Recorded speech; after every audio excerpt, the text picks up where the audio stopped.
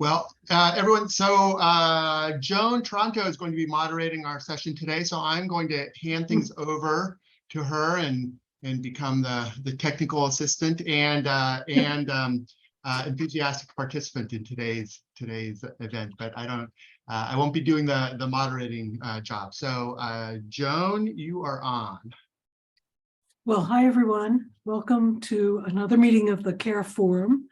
We've been meeting now almost since the pandemic began, and this is an opportunity for people who do work on care to hear from scholars who are doing path-breaking work that involves care. Today we're going to have a discussion with Hil Malatino, who is the Joyce L. and Douglas S. Sherwin Early Career Professor in the Rock Ethics Institute and Assistant Professor of Women's, Gender, and Sexuality Studies and Philosophy at Penn State University. He or they have written several books in addition to Transcare, which was made available to us and which we've read some of, including Queer Embodiment, Monstrosity, Medical Violence, and Intersex Experience, and Side Affects on Being Trans and Feeling Blue, which was published this year by the University of Minnesota Press. And Hil has also published widely in journals, including the Journal of Medical Humanities, Transgender Studies Quarterly, Signs, Hypatia, Angelicae, and Rhizomes. So there won't be a discussant today. Hil's going to speak for 20-25 minutes, and then we'll open it to questions. But if I may propose a question for us to think about as we do this, it occurred to me that this might be a question for us, those of us in the care theory community, to take seriously. How does taking Hil's work seriously affect our own practices as scholars of care? So, Hil, we're looking forward to hearing your presentation. Thank you so much, Joan, and thank you, Daniel, for inviting me to be a part of this. I'm really, really excited, largely because the book has been out, Transcare has been out for a couple of years, but I think this marks the first time I've been invited to talk about it with folks who work specifically in care ethics and care theory. So I've talked about the book with a lot of different audiences, but not with this specific kind of audience, with one exception, actually, which is I see that Rika is here. Rika had organized an event at Duke, I believe last year, or maybe the year before. It was pandemic. It's pandemic time, so I have no idea when exactly it happened. But that's the only other opportunity I've had to talk about this book with folks who work sort of properly in care ethics or care theory. Although I have questions, I guess. You can probably tell if you've read the book about what properly might mean in this context. So yeah, I thought today I would talk a little bit about the contours of the book, but also about the emergence of the book and what has happened sort of since its publication. So for those of you who are familiar with the book, there's a little bit about this in that the germ of this project, or one of the germs, I guess, of this project, came from a class that I co-taught, a summer intensive course that I co-taught with Aaron Azura, who's at the University of Minnesota, has done really excellent work on medical tourism in the context of gender transition, and also has written a bunch on the communization of care, kin-making practices. I highly recommend his work if you're not familiar with it. Aaron and I thought about doing a class on queer and trans affective labor, and so we did. We proposed it. We ended up teaching it as part of the Society for the Study of Affects Summer Intensive. So that's where Transcare started, at least in a formal way.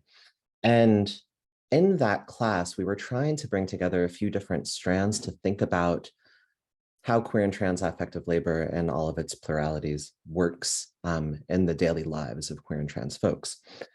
And we pulled on some feminist care ethics, some sort of canonical work in feminist care ethics, but we also combined it with post-Marxist literature on affective labor and queer and trans engagements with affect studies. And really importantly for me, I would say the work of Anne Cvecovich, especially depression, a public feeling.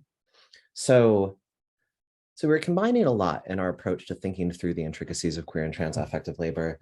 And we were mainly preoccupied with the question of what it would mean to decenter the sort of heteronormative at least implicitly white bourgeois family when thinking through care ethics and questions of the distribution of care. And largely for reasons that are probably maybe obvious to a lot of you. That was because that unit is a fraught unit for a lot of queer and trans folks, right? Widespread experiences of natal alienation, I think that are particularly intensified for trans subjects. And also compromised capacity for kin making and kid building, in part because of state intervention, because of specific laws and policies that prohibit certain kin making practices. But also in part because of maybe affective and political disinvestments with dominant or hegemonic modes of family building and family making. So, and it's, it's impossible to separate those two things, right? So it's a bit of both. So we really wanted to decenter the family and think about also the care labor that queer and trans subjects routinely do in so many other sites. So in the context of community support groups and the concept of semi-legal or perhaps illegal economies of sex work and drug hustling and all sorts of other stuff.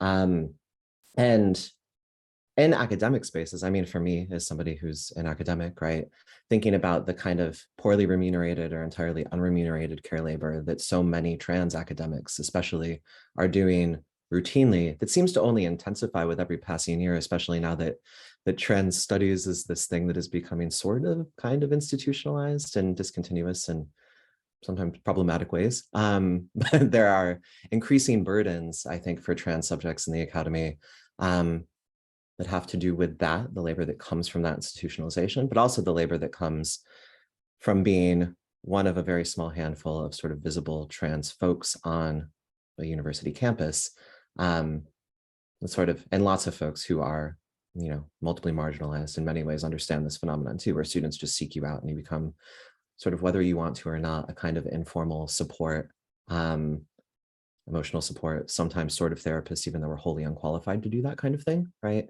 There's this positioning of trans subjects often in that role that comes along with, but is not sort of codified by any of the metrics that are used to measure academic labor. So we were thinking about all of this and brought together a group of people in the summer intensive who were somewhere were within academia, some were not within academia. I think almost all were queer trans identified in various ways. And we thought carefully about what care labor looked like in our sort of everyday intimate context. And of course, there was a plurality of sets of responses to that. But there were certain through lines. And one of them was the fact that it was not organized around the family, and it was also not organized around any one sort of institution or set of institutional practices. So there was that. That was kind of where the book started.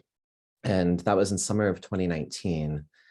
And the book actually went to press in the summer of 2020. So it was a really tight turnaround. And that was in large part because I worked with Minnesota's Forerunner series, which can print on a very, very tight turnaround, which was awesome. So I wrote the bulk of the book immediately following teaching the summer intensive in the fall of 2019, not knowing what was to come in terms of the pandemic and everything.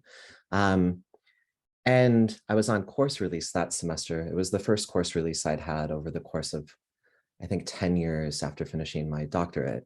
I'd been doing full-time, but non-tenure line work for the bulk of that period. And then I was in my third year at Penn State and they gave me a course release. And I planned to continue work on the book that became Side Affects, on being trans and feeling bad, which is all about trans negativity, negative affect. But I didn't do that. I instead just put that on the back burner and wrote Transcare over a period of about 3 months in the fall of 2019. And I mention that because maybe it's obvious reading the book now. It wasn't obvious to me at the time that I was writing it. That I was sorting out a lot that had to do with burnout, which I write directly about in the book, but I wasn't necessarily thinking about my own burnout in relationship to.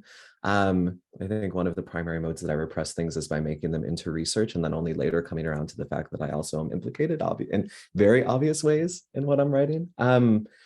So I was grappling with intense burnout.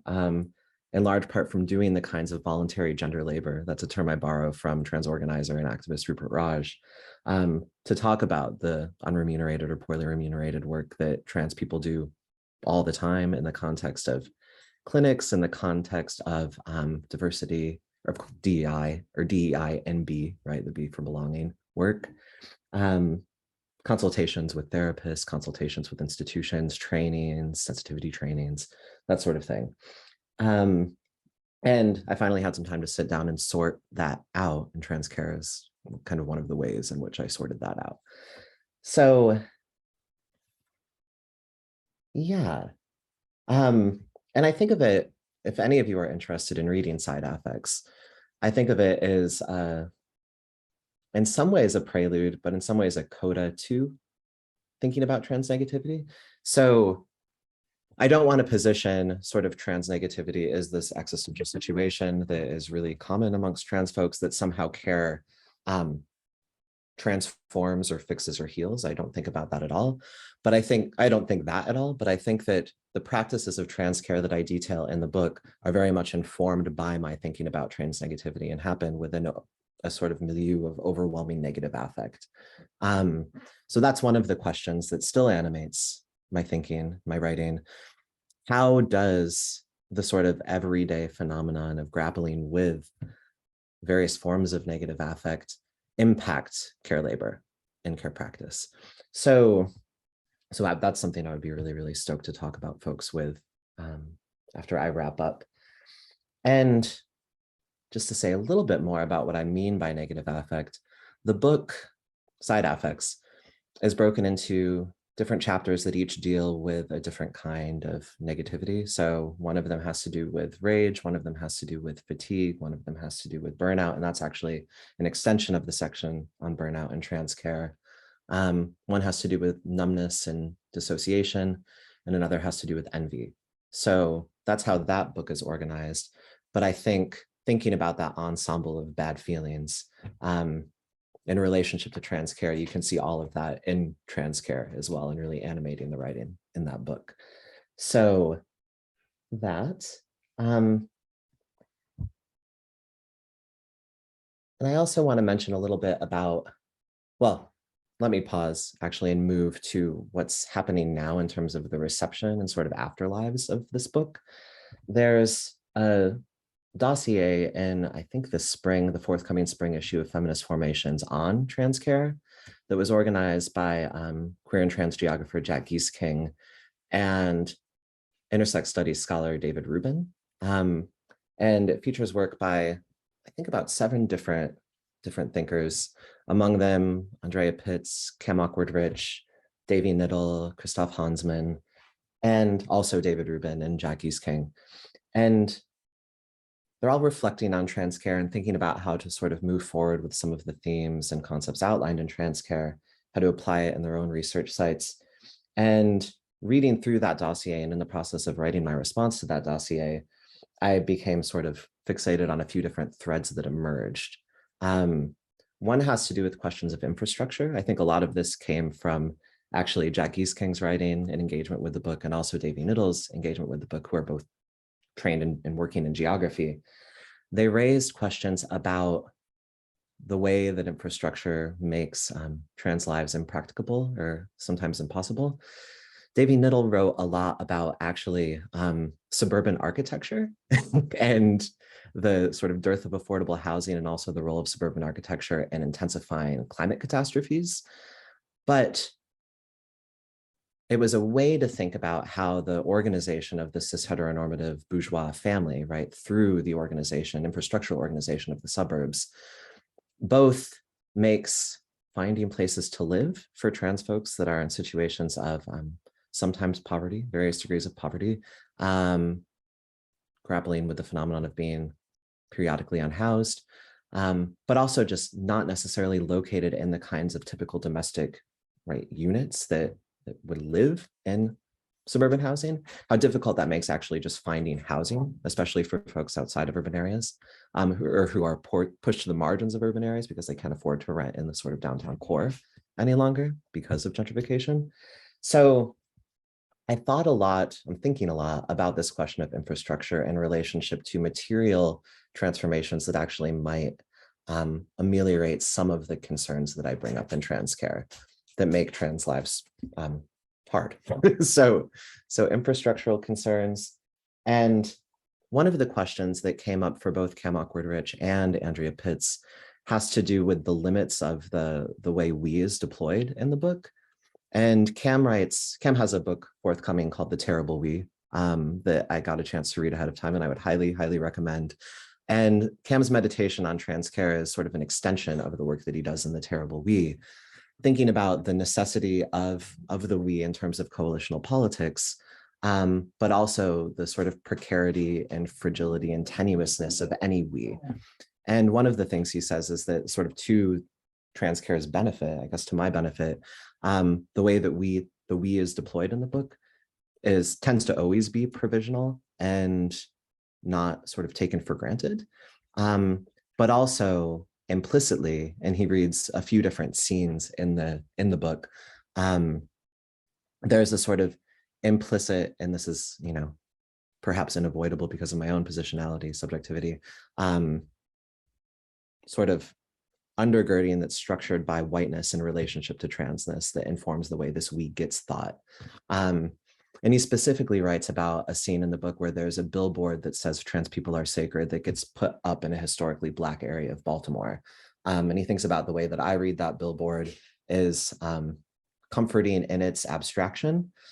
And he reads that billboard immediately through lens of gentrification and thinks about the role of this public art project in the context of the gentrification of this historically Black neighborhood, right? So two very different responses to the same billboard informed by our very different positionalities and experiences that thoroughly inflect degrees of comfort in terms of the inhabitation of certain urban spaces, right? Even for subjects who are both trans, right? But very, very differently racialized. So it's one of the things. And then Andrea Pitts brings out the fact that sometimes the sort of care lessons that trans folks receive and operationalize or deploy in the context of doing care work for one another are learned more intensively within communities of migrant folks. And then another author in the volume points out also how there are certain sort of there are skill sets from disabled communities that inform trans care practices very significantly as well. So I've been thinking a bit about the points of connection between disability theorizations of care and my own engagement with this question of trans care, as well as questions of migration and racialization in relationship to how trans care is thought. So I think that's all I want to say for now. If you give me 1 second, I have a dog that's begging to be let out of this office. So I'm going to let her out and then I'll be right back.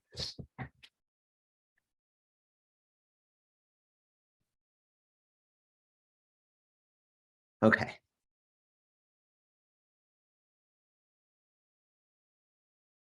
So Thanks. I'm chat with y'all, yeah. Okay, so thank you for that sense of the reception and of the origins and context of the text. So are there some questions that people want to ask? Yeah, so if you raise your hand, let's do this way. If you raise your hand, I'll call on you and you can go. Maurice, and please introduce yourself at least to Hil. Thanks. Hi, Hil. You said you wanted to maybe talk a little bit about how negative affect impacts how we care. And I think if I recall correctly in the book, you do this compelling job of talking about communal self-care. And self-care is one of those terms that I think is kind of a tough issue because amongst privileged identities, it's really been co-opted by commercialism and so forth, the notion of self-care. But it seems like, given the oppression of negative affect, self-care takes on a much more, legitimate kind of notion, and maybe we get insights about self-care, through communities who are struggling with identities that have negative affect. I don't. Yeah. Thank you for that, Maurice. I think that that's something that I remain hugely preoccupied with. And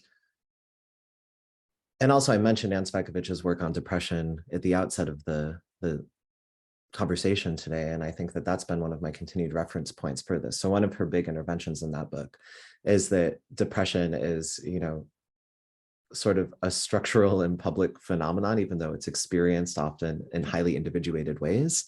And I remember reading that book and thinking like, yeah, there are definite structural causes to that produce the fact that depression, right, and allied sort of experiences are so common amongst trans communities, right? So sort of widely shared. So many of us are or have been depressed. And what does it mean to try to do political work and to try to actually shift, infrastructure, build real material support for trans folks when it's really hard to even get out of bed and brush your teeth, right? Right. And when that's a relatively common phenomenon. So, and what does self-care mean in that context, right? It's not, it's not like wellness-oriented mommy bloggers writing about spas. It's something very, very different. And also, what does the concept of the self, what status does selfhood have if we think about the production of negative affect is fundamentally structural, right? Is fundamentally material and about actually demobilizing entire constituencies of people. Not that there's this very high degree of intentionality that I'm imputing to that, but I think that is one of the consequences of institutional abandonment and natal alienation is the intensification of negative affect that does demobilize entire constituencies. So what does it mean to think about care in that context? And I'm actually curious, right, how that shows up, how that kind of engagement shows up in some of the work of folks in this room too, right? So how does grappling with questions of affective labor and emotional labor impact the way that care gets thought? Is an ongoing preoccupation for me. You might also want to give a plug for Care Otherwise that you're working on. Yeah, I was gonna do that. Thank you, Maurice. Yeah, I was gonna do that. Let me drop a little link. So Amy McKiernan and I and Sarah Clark Miller are working together on a special issue of Essays in Philosophy called Care Ethics Otherwise. If you follow this link, you can get from that a link to the PDF that's the full call for papers. The submission period is already closed, but that will be published in the spring, and we're hoping to do an expanded edited volume. So this special issue will hopefully just be the start of a larger project under the umbrella of Care Ethics Otherwise. Yeah, thank you. Wonderful, thanks. Dan. Thank you, Hil, for that presentation and this great book. I really appreciate your work here, and it's it's made me, all right, I'm in the process of thinking about a lot of these things. So thank you for that. I have a couple questions. I'm just gonna focus on one here. I really like this idea, right, of decentering the emphasis on domestic and reproductive labor and thinking about care away from the bourgeois white middle class home and providing this different framing. I think that's great. But I was kind of wondering, so you move away from that, but then when you talk about Transcare, it seems like you're working entirely in this this community kind of voluntaristic framework, right? So you're talking about the care that comes, the trans community and providing care for one another, and so this is a different kind of, I guess, infrastructure question, which is why you don't move to something like, political support for Transcare or something like that. And there, I mean, some obvious, here I am in Texas, some obvious answers come to me why you might not look to the state to support Transcare, but at least maybe not in the present context, but thinking about it more generally, I mean, because I find all this really, really interesting, and I do see the merits of, right, kind of the self-help, right, the self-help groups, and I like this idea of these kind of organic non-families, that form to support care. But there are still ways, it seems, I mean, I'm thinking, so, like Elizabeth, I don't know if like Elizabeth Brake's work on sort of, kind of beyond marriage, right? So, and also Tamara Metz, kind of form, supporting these kind of care networks or something. And I guess I just want to ask you about something like that. What if I mean, is there a place for public support for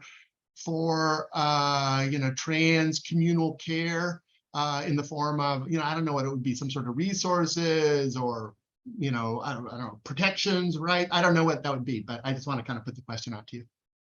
Yeah, thank you. That's a great question. And I think that I want to say at the outset, I mean, I think it's an important question to ask. I am extremely, extremely cynical about it. And I'm extremely cynical about it because of, I mean, the current landscape of trans antagonism in the United States. Before I moved to Pennsylvania, I lived in Tennessee, where I actually was pretty much systematically prevented from accessing medical transition because it was an explicit exclusion on my insurance policy. And I worked for a public university in Tennessee. I also was explicitly banned really from doing programming that was trans specific. Every time I did, it would come up within the Tennessee Board of Regents, and I would get a call from state legislators asking me where I got the funds to do it, right? So my cynicism stems from a situation of real significant embattlement. And also that embattlement, obviously it takes different shapes and forms in different locations. Not everywhere is Tennessee, not everywhere is Texas. But it is significant, it's widespread. And the kinds of care collectives that trans folks have formed, they formed in relationship to institutional disinvestment, state abandonment, intense forms of interpersonal and structural discrimination. So the fact that there is this sort of refusal of reliance on state apparati to distribute care, right, or to act in a caring way, I think is born directly of a widespread cynicism because of what has happened materially to trans folks. And sometimes if you look at the history of something like the Employment Non-Discrimination Act and the way that trans folks got really basically thrown under the bus in terms of that, it becomes very clear that the folks who might seem like the most sort of like natural political allies in the context of, GLB movements were very, very willing, at least in the context of mainstream gay and lesbian organizations, to not take trans folks seriously and to not actually include them as part of their mobilization for specific rights. So it's in that context that the kinds of trans care I theorize in the book have arisen. And that's why I think there's just widespread skepticism about turning to the state to guarantee rights or to adequately distribute care. Also the medical industry, right? I mean, the history of trans medical care has been one of incredibly intensive gatekeeping and prohibitive costs for most trans people. So when thinking about the sort of medical care that exists and is accessible to trans folks, that history is mostly one, or the component of that history that I'm most interested in, is how trans communities have fought back against that and minimally started to transform the terrain of medical gatekeeping around transition-related care.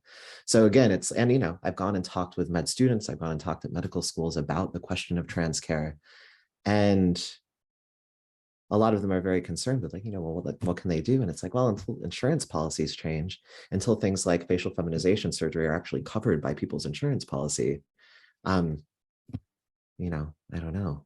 I don't know what they can do because they're embedded within this broader system that is so transantagonistic, that is the US healthcare system. So, but I feel like that's only the tip of a much bigger iceberg in terms of sorting this out. But thank you for the question.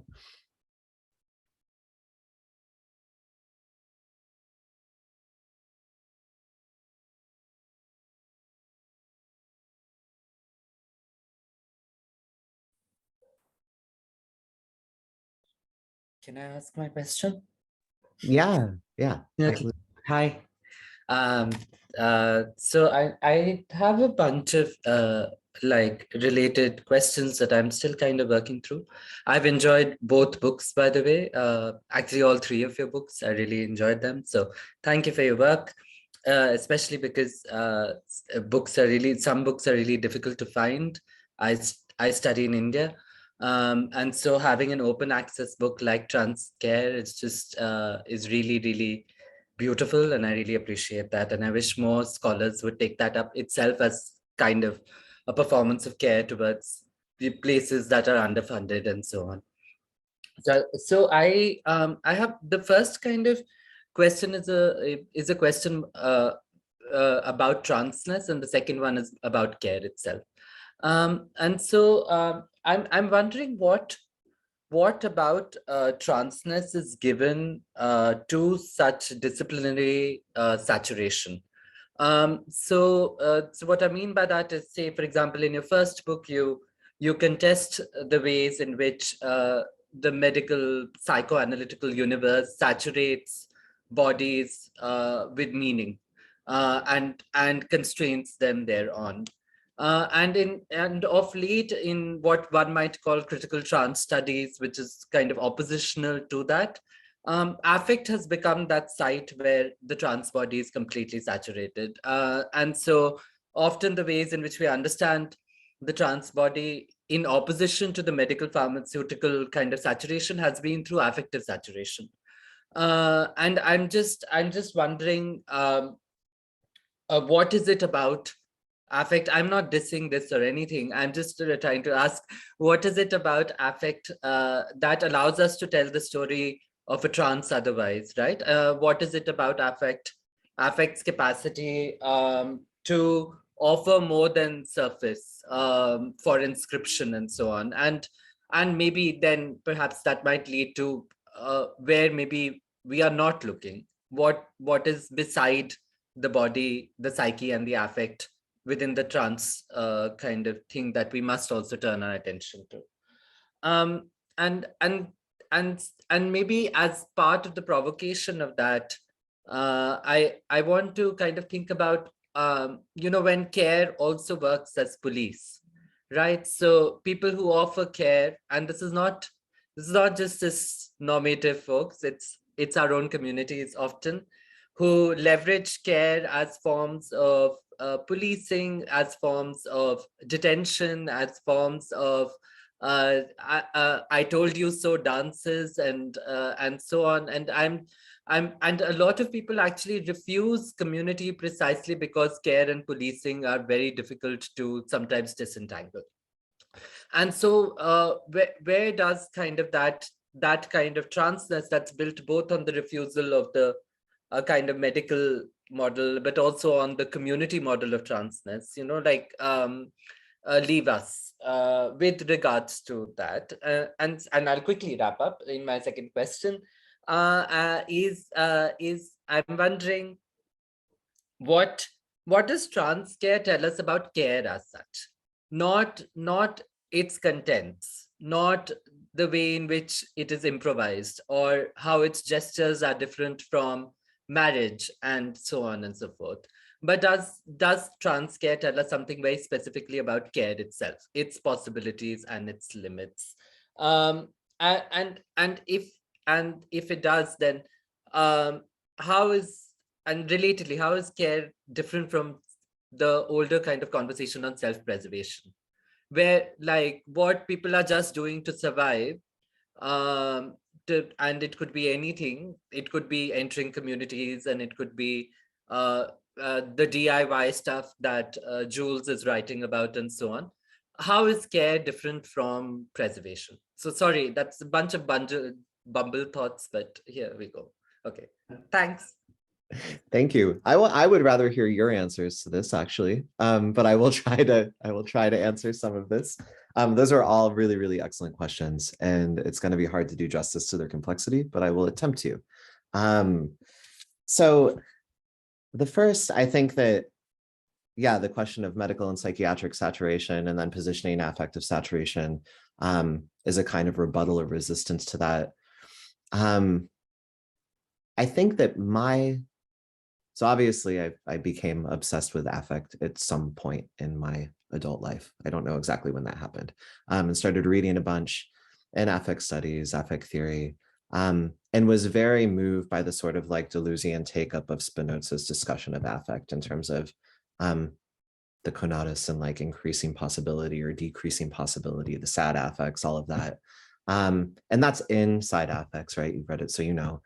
And I think the promise of thinking about affect for me in relationship to these medical and psychiatric models, but also in relationship to sort of dominant models that emphasize questions of visibility and representation, was that it shifted the register away from the visual, away from the representative, away from how trans folks appear in public space, or in semi-public space, and instead enabled me to start asking questions about the resonance of certain kinds of feelings that are structurally engendered and dissimilar in terms of how their felt impact is experienced, but still might form something like a commons, which is very different from a community or a collective. And thinking about that, I was drawing a lot on the work of Lauren Berlant and also on the work of Eric Stanley, who is sort of writing with, but a bit differently from Lauren Berlant. So Stanley has an essay on this idea of the affective commons, where they basically frame negative affect as something that might not unify, that's not the right word, but produce a kind of commons amongst multiply marginalized queer and trans subjects over and against hegemonic LGBT movement, but also against the state, right? Really sort of full stop. So I was moved by that work, and I thought that Eric was right. so I started thinking, you know, what about positioning negative affect and the sort of modes of political resistance it might support or engender as something that connects very, very different kinds of trans subjects, right? What would it mean to mobilize negative affect? What does it mean? What has it meant to mobilize negative affect that is shared, and to recognize it as shared and structurally engendered? So that's a little bit of background just on like why I started thinking about questions of negative affect in relationship to trans lives. And I don't know, I mean, you asked, like, moving beyond body, psyche, and affect, what else might we attend to? I don't have an immediate response to that, which is part of why I would like to hear you say more about what you're thinking in terms of where else to look, or what might be a ground for some sort of connection or commons, if there is one. I don't know if there is one. The other question, the second question, was about care as policing or surveillance, and the way that circulates sometimes, right, within trans communities. And that's like infrapolitical trans hostility is something I think and have written a little bit about, I've thought a lot about. And part of actually when Arne and I were doing the Summer Institute, we spent a lot of time talking about what we called bad care, right? And we're thinking about it in relationship to primarily the sort of like gestures of allyship that folks experience that actually just end up being really sort of extractive and kind of yucky for folks, that serve to either spotlight trans subjects or to they're about the sort of, it ends up being about performing a kind of affective labor for the folks who are engaged in these performances of allyship. So it looks like care, but it actually functions extractively in relationship to trans subjects, and not in a way that sort of fosters the capacities or capabilities of trans subjects. Yeah, I see Annie in the comments. Yeah, bad care.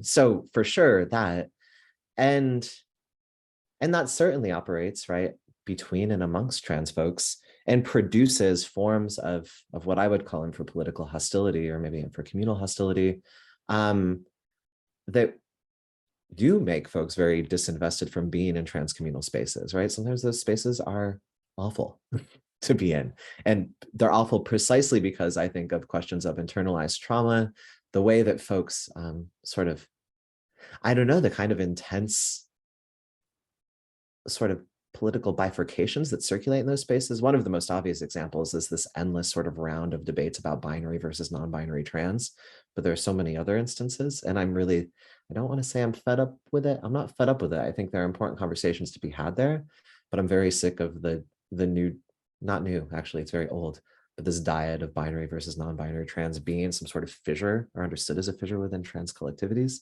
I say a lot about that. But anyway, infrapolitical hostility, meaning folks sort of really disinvest in this, in any concept of trans community or communality. Yeah, for sure. I hear that. I think about that.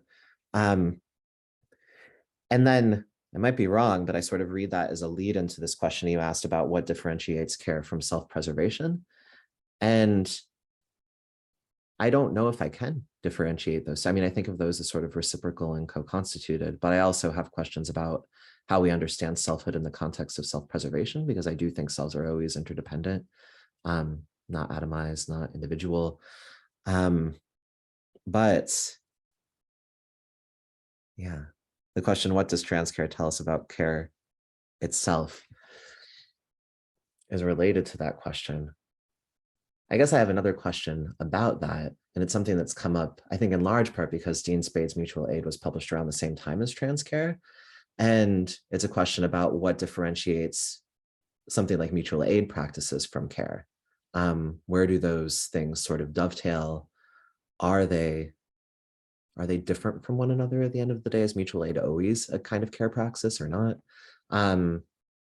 So similarly, right, is self-preservation always a kind of care praxis or not? And what's the status of the self when we think about self-preservation, and what enables self-preservation, which seems to always entail a broader collective, and thus be shaped by dynamics of both good and bad care. Yeah. But I would love to talk more about those. Were such good questions. I love them. And I see, so Omi, oh, sorry. Do you want to respond to any of those comments that Hil made? The QRM? No, I've got a lot to munch on, so I'm Great. good. Wonderful. Maybe thank you so much. Thank you for so generously answering them. Wonderful. It's true. And so there's a question in the chat, Hil. Do you want to read it out? The question from Omi Salas Santa Cruz. Are you looking at it? I was actually going to invite Omi to ask that. Omi is one of my colleagues at Penn State. It's totally cool if you don't want to. You can just say no, and I'll read it out loud. It's not quiet here, so you can go ahead and read it, please. Okay, cool. Are you on campus? Yeah, okay. So Omi asked, hi Hil, my work with trans Latinx university students takes the posture of I don't care about trans care, usually in relation to how care emerging from DEIB initiatives are limited to Title IX requirements, but also assumed as mostly medical needs. Yeah, and that's totally right in terms of how they're operationalized on college campuses. How does trans care fit with larger conversations on Indigenous self-determination, anti-Blackness, and caring for each other in the face of colonial violence, such as spirit murdering in academia? Yeah. I mean, yes.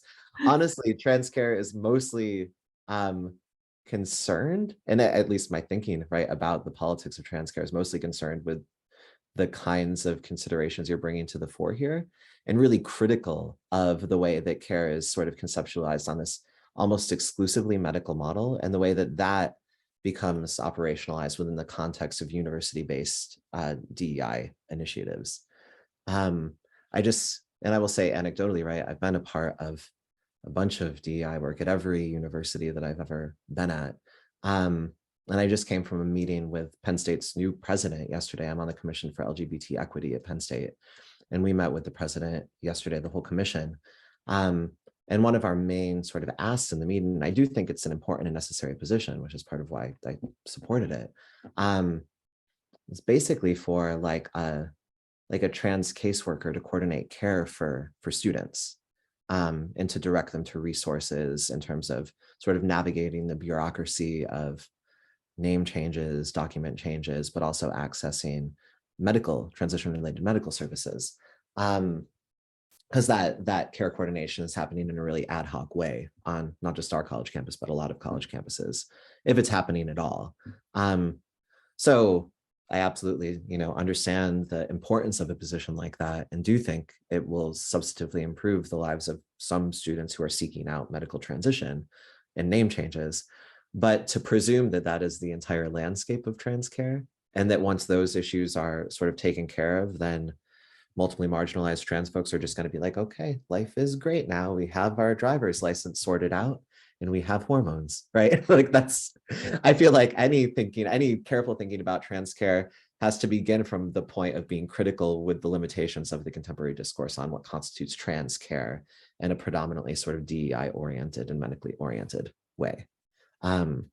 Which is also to say that I'm with you in asking these questions, but I think the questions you raised specifically about Indigenous self-determination, anti-Blackness and colonial violence are not as present in my work historically as they could have been. And I would like to talk and think more about that with you. Because it's definitely, and it's something that came up in the dossier that I mentioned too, right? What does it think if you actually foreground questions of anti-Blackness and colonial violence and thinking about what this thing that we might call trans care is? How different does it look? It certainly wouldn't look like what you gesture at in the first part of that question.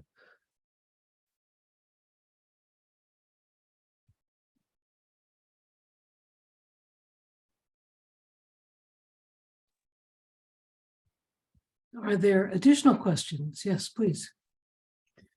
To position myself, hi, my name's Chris. My pronouns are they and them, and I have more than 20 years at Grassroots as a grassroots transgender religious organizer. One of the things beyond biomedical care would be spiritual care. That's sort of where I'm coming from. And I'm about 2 years into being a graduate student in doctoral studies and so forth, and coming to the academic part of the conversation. And so the first thing I want to just say is thank you. Like, reading this text is like, there's a sense of recognition of both, for me, both the grassroots kind of experience and then making the connections in the more academic conversation. So just first an appreciation on that sense, on that. And there's more I could say on that. I think what I want to ask you about is this methodology of taking trans lives seriously, and invite you to say more about that in terms of what are some of the challenges, or like, why is that methodology? I have my own like opinions, right? Of like, I think that's huge. And maybe especially like Max Strassfeld in a Transing Religious Studies piece asked a question about taking the lives of Black trans women seriously, right? Like, and if we take Black trans women resilience as religiosity, right? That kind of survival, like, how would that change religious studies as a field, right? That kind of approach. And so I'm really curious about, in my own sort of emerging scholarship, and thinking together with other trans scholars about this, like, what does it mean? And Joan mentioned it at the beginning, like, what does it mean to take trans lives seriously in our practices and our thought and our care, our communities? Maybe you could speak to that. Yeah.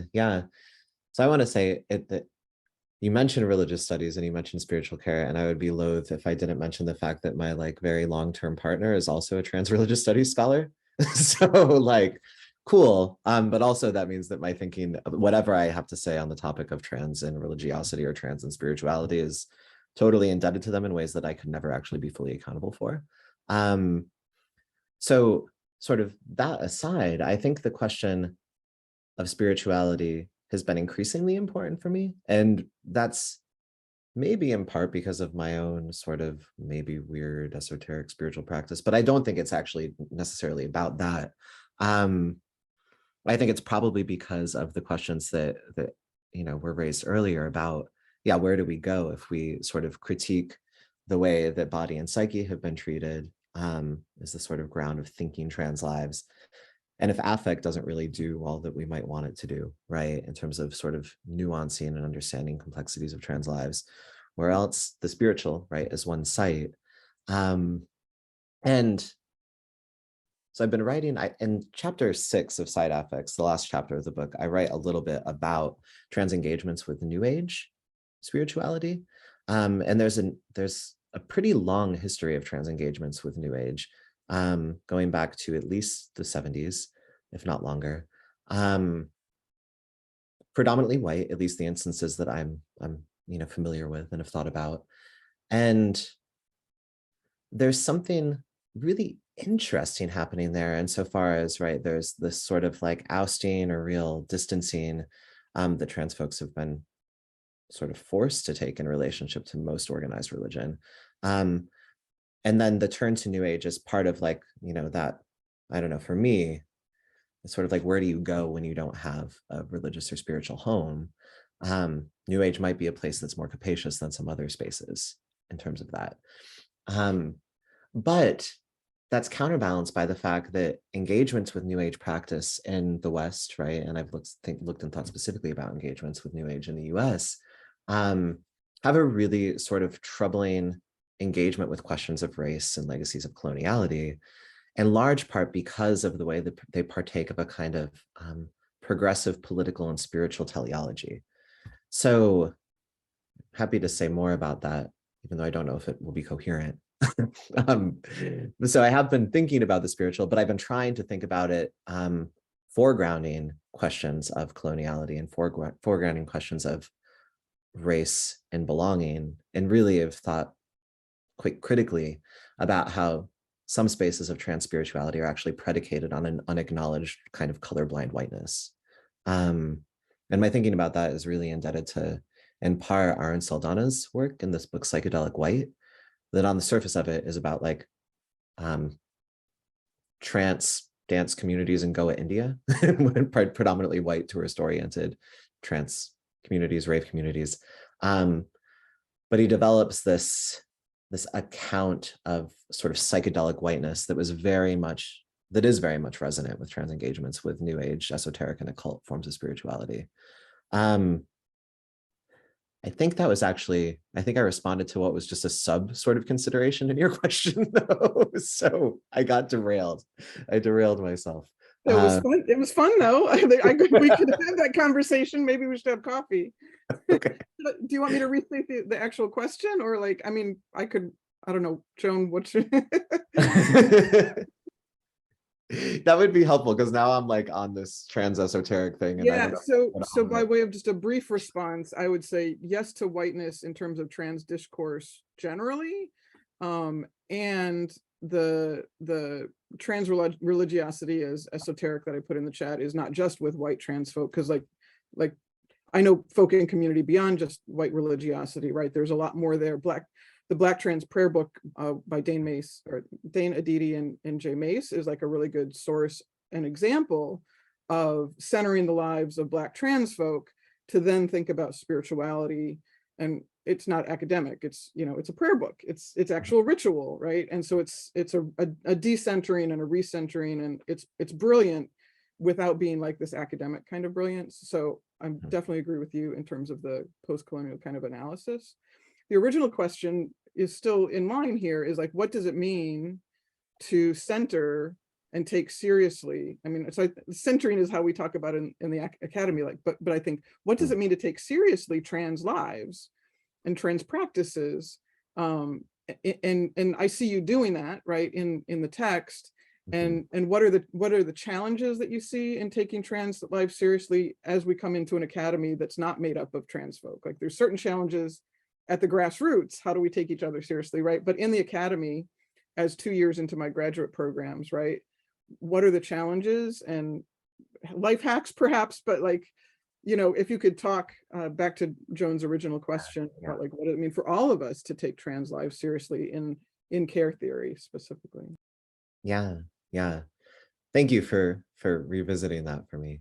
Yeah, it's a really important question. And I think that thinking about that as a methodology, is compelling, and it's definitely something that I've tried to do. But then it raises other questions in terms of like, what are your sources? What are your archives, right? And it's not surprising to me that so many folks who are doing sort of critical trans studies or work that is oriented around questions of transness tend towards archival work, tend towards oral histories. There are increasingly folks who are doing sort of social science work that is more data driven, but that's fraught work because of the politics of how data is gathered, right? And has historically been gathered and is currently gathered.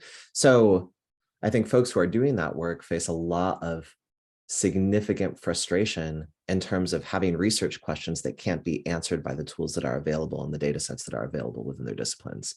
As somebody who is trained in philosophy, right, did a PhD in philosophy, although a very non-traditional philosophy program, I haven't experienced that firsthand, but I've definitely talked with many, many scholars who have real significant issues in terms of the sort of day-to-day work of trying to do trans-oriented research in social science spaces. And that has produced, I think, in part, in terms of the institutionalization of trans studies in the States, a real heavy sort of overemphasis on scholars that are coming from spaces of humanistic inquiry. But that's coupled with the fact that a lot of folks who maybe are trained in literature, like me, in philosophy, and I have a lot more to say about philosophy if anybody wants me to.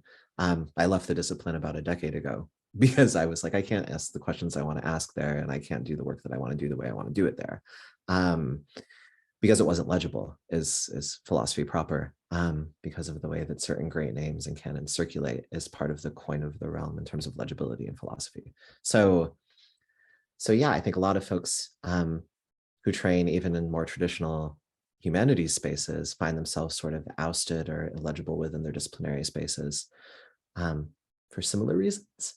And that means in part that one of the only spaces where trans scholars have been able to get any significant foothold in the US Academy, and I'll limit my context here to a US context because that's the only one I'm really intimately familiar with, has been predominantly within WGSS departments or the various cognates of, gender and sexuality studies.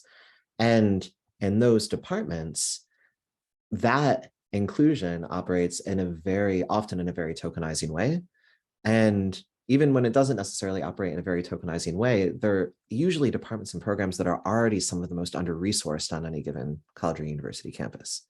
And that's where trans scholars who do trans-specific work are overwhelmingly getting jobs, and there are very few jobs to begin with, and they're not very well supported.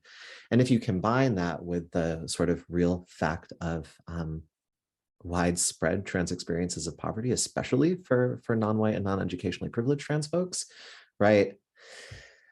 What people doing trans research in the US Academy, like who those people are, looks a very specific way. And what their preoccupations are is also very, very specific and limited. So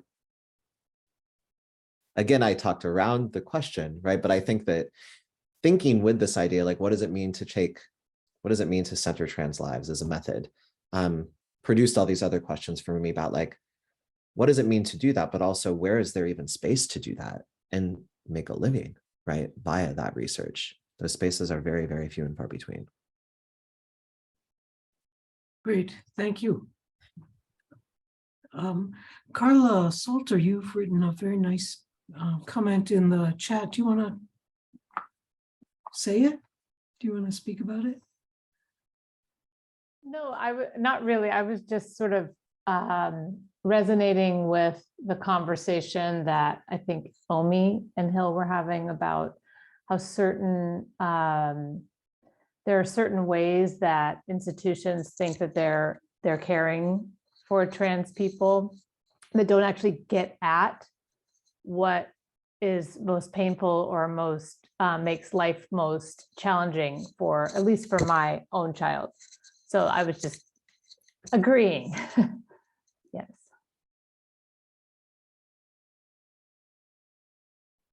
Hil, do you want to add to that or say a little more about the harms that institutions can perform? I was just reading Naomi's comment and laughing, but yes, I will say, I guess, a little bit more about that. One of the things, thinking about trans youth specifically and what the needs of trans youth are or might be, I think it's tricky because we live, and Jules Gill-Peterson is writing and talking a lot about this. So I would, if you're not familiar with her work, I would definitely direct everybody to her work if they're not familiar with it. But she's thinking about the current climate of trans antagonism and the way that it's directed at trans youth merges with a broader climate of that, has historically and remains very, very antagonistic to children, full stop, right? Doesn't grant children rights, doesn't understand them as having any sort of autonomous relationship to questions of embodiment and what they want to do with their bodies. In terms of gender transition, certainly, but also in most other respects. So what does that legacy of sort of understanding children as not really having rights to their own personhood, how does that dovetail with this broader climate of trans antagonism? And also, like, how little do we actually hear from trans youth? Like, what discursive space is there culturally where trans youth can actually talk about what they might need beyond medical care or beyond this sort of like thin scrim of institutional inclusion? Where is that? I mean, I see often trans youth getting deployed strategically to offer up like a sob story, right? And those sob stories are real and true, and I don't mean to discredit them by calling them sob stories, but it's a kind of cynical deployment that nonprofits, LGBT nonprofits, have used historically for a very long time, where they present a narrative of victimhood and then use that as leverage for fundraising. And I don't think that really gets at the sort of affective texture of the lives of trans youth. But I also think we really know very little about what trans youth might want or need and what actually might ameliorate some of the conditions of trauma or suffering that they experience. But I also have a lot of hope in terms of the sort of tenacity of trans kids to find and build networks of support, not just with other trans kids, but also with folks who might be sort of allied or close or supportive. I think I've said in another context, like, weird kids always find each other and help make each other possible, right? And that's just a long-standing practice. So I have some hope that that persists even in this broader sort of intensively trans antagonistic climate that shapes the conditions of life for trans youth. And I do, just sort of related to that, I do think that we have a lot to learn from trans people, specifically trans young people, about what we call, I don't know how to describe, we call it self-care, which is just the deep self-knowledge and ability to stand in that. Is so rare and beautiful and instructive. And I just really feel like there's something that we're missing when we just, we just want to say, what are your pronouns or whatever, but like what the sort of depth of understanding and care for self that can be like translated to the rest of us is something I think we often miss there. Yeah, agreed.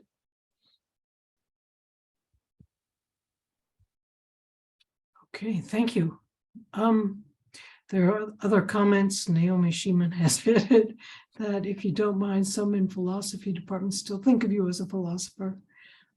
Kelly Gowell thanks you from her feminist philosophy class at Hunter College, where she was. Chris has asked again to think about transforming disciplines. And yes, Maurice goes on that, sorry, you're not going to get away with resigning from philosophy. Philosophy instead should be transformed. Are there other questions? If not, I would ask one, which is to go back to a different issue and, again, more political, if you will, more. As I read Transcare, one of the issues that jumped out at me as fundamental to what you were talking about was the question of trust. And I was wondering what you're thinking about trust these days. And in a way, there's how to put this, a focus on negative affect kind of makes perfect sense to me, but it also undermines the capacity to think about trust as, a positive possibility. But maybe it's more of a positive possibility than you let on, and maybe you've given it some more thought. Yeah. So this, full disclosure, right? I've said before, I've talked about how I tend towards the skeptical or the cynical. I'm also working on like a talk right now that's ostensibly about trans arts of survival. And one of the slides, I don't normally use slides. I'm using slides for this for some reason. I don't know why. One of the slides I put together is entirely about skepticism as an art of survival. So yeah, I mean, that's where I've been at historically, I think where I remain. So the question of trust is a very apt one. And I think I've mostly thought about barriers to that, or the difficulty of cultivating that. And I did the special issue with Cam Awkward-Rich on T for T, so trans for trans, like intimacies, etc. And one thing that we ended up writing about that was sort of reflected in the range of pieces of submissions that we got, some of which were more sort of theoretical and traditionally academic, others which were creative nonfiction and poetry. So we made a dossier of creative nonfiction and poetry, and then in the journal we had the more sort of straightforward academic work. Something that came up in almost all of the pieces was the difficulty that trans folks have even trusting one another, and the kinds of resonant traumatization and triggering that circulate between and amongst trans folks. Yeah. So even in spaces where one might, I don't know if one necessarily would, but one might presume a greater possibility for trust. I think what folks often find, what folks often experience, is that trust is actually much more difficult to come by with other trans folks. And I think that is because of what I mentioned in terms of resonant and sort of mutual traumatization and triggering that happens. And also perhaps the kind of social censure that trans folks encounter when they're together in public or semi-public spaces.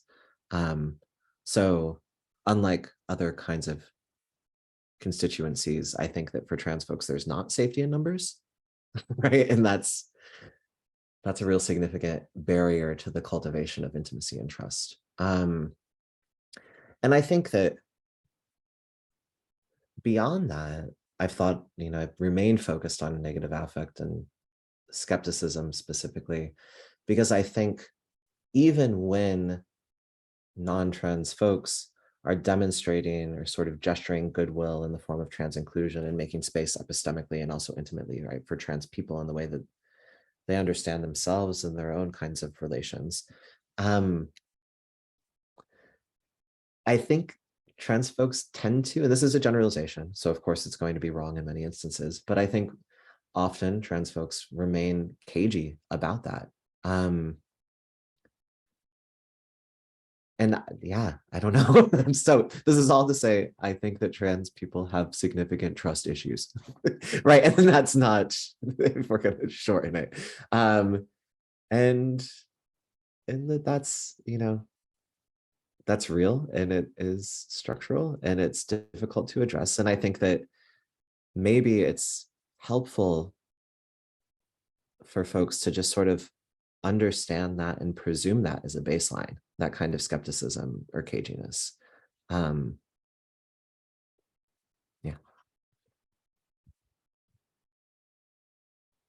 Well, I raised the question in part because I think it relates to the question of bad care, and it relates also to the question of what constitutes, and again, this is largely from reading the wonderful work that's being done on disability care, of how difficult it is when you're put in a situation of vulnerability, difference, marginalization, how difficult it is to ask for care, as opposed to being willing to volunteer care for others.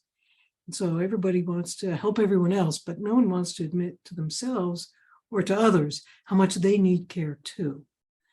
And at some level, more care, more care, more care might be a way of getting to trust. Although it's difficult to, I'm talking at a very abstract level, but it may be that in concrete terms that can help. I don't know. Yeah, I mean, I think it's complicated. There's the section on burnout and transcare where I talk about Rupert Raj at length, I think gets at the heart of what you're asking, where you see Rupert Raj talking openly about burnout decades ago in relationship to trans community organizing, and what we would now call DEI sorts of work. So doing trainings with doctors and therapists and businesses around trans sensitivity and inclusion. And one of the things that Rupert Raj goes on record writing about in one of the newsletters that he helped organize and self-published, right? And he actually ran multiple newsletters over the course of his earlier career, is talking about the realities of burnout in the context of trans organizing and advocacy. And one of the things burnout does is, right, produce depersonalization and produce a sort of decrease in the capacity to trust, right? I mean, reliably, like we know that that's something that happens with burnout. So there's this long archive, I understand it as a long archive at this point, of trans community advocates and organizers doing more care and more care and more care, and ending up less and less and less and less able to trust, because it's like you've seen too much at a certain point and you really lose faith. And that just is the background for any further engagement with questions of like transition and trust, or the way trust circulates in trans lives, which is not to say it's impossible, right? There are plenty of people that I trust. There are plenty of people that are trustworthy. But I think it's thorny to get to that. It's complicated to get to that point, especially across multiple axes of difference. Thanks. Naomi. Thank you for the work that you're doing and for this extraordinary discussion. This is sort of following on the issue of trust, but also getting at something that well, it's something I've been thinking about, and you're leading me to be concerned that I might be doing something that I ought not to be doing. I think all of the reasons that you were giving for the difficulties of trust and trusting are really, really important. But what I'm wondering is whether there's an additional one, and this is where I might be on some wrong track. In particular, you said something briefly a while ago about the concern with binary versus non-binary being a problematic focus of attention. One of the things I've been thinking about, and not just in trans context, although there, but in a whole bunch of others as well, are the ways in which people who don't make hegemonic normative sense need to struggle to make sense, and thinking sort of materially about the making of it. I'm very influenced by the work of Maria Lugones and how I think about all of these things. That the effort to create ground to stand on, to create conditions of intelligibility. And one of the things I've gotten interested in is the way in which people who ought to be, in some sense, and certainly want to be, each other's fellow travelers, comrades, allies, can, through their activities of sense-making, undercut the ground under each other's feet, often quite unintentionally and often quite unblameworthily, so that those who are dealing with gender in a flexible, sometimes even playful way can be undercutting the ground under the feet of those who move in the world that requires claiming as strong facticity for their own gender as cis people get handed to us for free. And that's just one example, but there are a whole lot of others, including in a lot of areas that don't have anything in particular to do with gender. And so I'm wondering whether one problem of trust has to do with the necessarily improvisational and always work in progress nature of creating ground on which to stand and have intelligibility. And that sometimes the ways that some of us engage in those projects end up destabilizing the ground under each other's feet. Yeah, yeah. I mean, I think that the debate about, another way of putting it would be like transmedicalist versus transtrender, right? Which some folks might be familiar with that language. I see that circulating there quite clearly, and find it frustrating and a little bit sad, but also completely, maybe not completely, but mostly understandable, right? Because folks who are accused of being transmedicalist, right? So folks that understand transness is shaped by a very strong desire for medical transition, have been so significantly embattled in just articulating that as the nexus of how they experience transness. And also so significantly embattled in terms of accessing those medical technologies that it makes total sense why the crucible of like abuse and violence and discrimination that they've moved through to even access transition and understand themselves as trans through. If people haven't moved through that, then it's like, yeah, you can see why they'd be like, well, how do you get to claim this identity that is mine in the absence of that crucible? And I think I've pissed a lot of people off over the course of my career thus far, who have a kind of investment in transmedicalism by consistently pointing out the racial, economic, and geographic components that inflect access to medical transition. So that's one way of saying, I think that the debate between transmedicalists and supposed transgenders is also very much inflected by questions of class and race, but that actually doesn't get talked about. What instead gets talked about is this caricature of each of these positions, right? Non-binary trans or transgender, versus folks with a long-standing, abiding, and very sort of, classically transsexual orientation of transition. When, one of the things I've been keen to ask for years now is like, well, what if you understand medical transition is economically and or geographically foreclosed? How does that impact your ability to understand yourself as trans or not? And for a lot of folks, a non-binary identity or understanding oneself as non-binary is actually a way of navigating that radical gatekeeping around medical access. And also that's to say nothing of the fact that there are very Eurocentric underpinnings to the sort of classic model of transsexuality that deserve to be discussed and part of the conversation, and should be discussed more than they are currently. So, but in the absence of those conversations, it's like this sort of mistrust amongst this big umbrella, right, of trans folks, I don't know, blossoms. And there's a lot of real sort of, I think, understandable but unfortunate bad faith that circulates as part of that. And that's to say nothing of how some of the points you raised regarding how this circulates in spaces that are sort of trans and non-trans as well, amongst people who definitely want to and would understand themselves as politically allied or fellow travelers.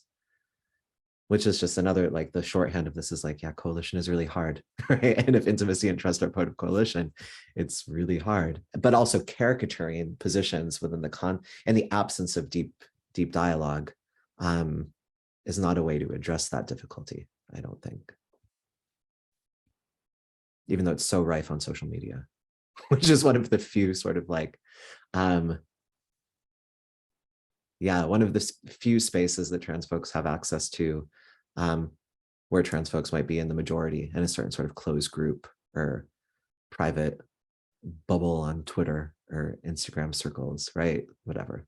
You can tell I'm a little bit getting older because I don't know what the terms for those things are anymore. It's not Facebook any longer. So I'm like, oh. Thank you. Thank you for the question. We have a few minutes left. Is there another question?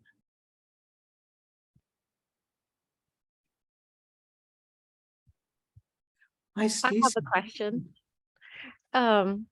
Well, first, thank you so much for this conversation, as others have put in the chat. I really appreciate it. I wanted to go back to one of the things you mentioned at the start around where you might be going towards. And I just wanted to hear a little bit more about your thoughts on geography and care. I'm just thinking about how in a very different, but maybe some similar ways around disability and care in homes, how it might get isolated to the home unit, and also the kinds of alliances that I just wanted to hear your imaginings about, you know, not suburbia, giant houses and lots, but what, you know, like a kind of imagining of a future forward of care webs outside the home. So I know if you would go, if I don't know, Yeah. I just want to hear your thinking. Yeah, totally. So there's a print that I just hung in our hallway a couple days ago that is from this artist, Anna Fusco. And it just says psychedelicized suburbia. And this is not, I'm not super into psychedelics at all, right? That's not the point of it. But the point of it is like, I found it moving because there's so much built space in the suburbs. The bulk of, right, like housing exists in suburbs. It is suburban stock. Some of it's really old suburban stock from like earlier waves of suburban development. And I think any real significant solution or address of the crisis of affordable housing has to think about like what we do to rebuild or re-inhabit suburban space in ways that are more convivial and less structured around the sort of massive resource use of the single family home, right? So, and I also have been really impacted by the work of friend and brilliant thinker Zena Sharman, who's been absolutely obsessed with questions of queer and trans aging over the last few years. And has sort of, one of the things that she says that sticks with me is the solution to thinking about queer and trans aging is not like rainbow nursing homes, right? Like that's not how we should get at that. So thinking about infrastructure for me has been thinking about built space and collective housing in ways that ensure a certain degree of autonomy, but also conviviality. That where folks can age, right, and have access to certain kinds of resources that they need as they do so. And it's very clear as soon as you start to think with that as like your sort of North Star, right, and to think about aging, specifically queer and trans aging, how totally inadequate any existing infrastructure is to really doing justice to that. Yeah. And that at the same time is the sort in the US, right? SAGE is the sort of largest nonprofit organization that's dealing with questions of LGBT aging. And SAGE does great work, but one of the main things they do is offer trainings around inclusion for nursing homes, retirement communities, right? So there's this sort of replication of that. And I guess I just would like to see more sort of visionary thinking and work, like real material infrastructural work done that produces different kinds of dwelling spaces, and that maybe repurposes some of the currently existing suburban development in ways that are, more just, I guess, instead of letting them rot and then raising them and building, a McMansion in its place. So. And I could talk about that. I mean, I would love to talk with you more about that actually, because I'm very much there in terms of what I'm trying to write about next. Yes, and so a couple of additional pieces have shown up in the chat that speak to some of these questions of lax and where to go and what to think about. Emma, you haven't spoken. Do you want to read your question out or your comment out? Who, me? Yeah. Sure, yeah. I'm an aging trans person, and this question about trans care for aging people has come up in, I'm lucky enough to have those advantages of geography, race, and economics to access care without any much difficulty. But sometimes the providers aren't quite sure what to do with me. Yeah. Mhm. Mhm. So my question, the questions that have arisen have been, for example, I've had male to female gender affirming care. So now, as I've reached my late 60s, and so I go for a bone density test. So do we look at male norms or female norms now? Given that I was a late transitioner. Well, you get the terrain. Yeah. When Yeah. things are gender differentiated, which one is normal for someone who's lived in more than one gender? Yeah. I mean, I think the tricky thing about that, you hear over and over again when you're looking at trans literature on trans healthcare, right? That there's not a lot of longitudinal data, that we don't have the data we might want to sort of answer these questions. And another phenomenon that happens is the experience of being kind of, and my own endocrinologist used this phrase, I'm borrowing it from him, being an N of one in terms of somebody's practice. So you might be the only one or one of maybe 2 or 3 patients with similar kind of embodiment, similar experiences. And there's no immediate reference for those medical practitioners where they can go and say, these are the norms. I mean, there are books like Trans Bodies, Trans Selves that exist. There's a new updated version of that. That are sort of omnibus and comprehensive. And there are trans specific medical and healthcare publications that I think could answer some of these questions that you might be able to direct a physician to. I actually don't have a good answer to that off the top of my head. I want to say it's a little bit out of my wheelhouse. Like I don't know, but I do share the experience of going to doctors and saying, hey, what's the norm for this? And then being like, I don't know. Let's run some tests. How do you feel?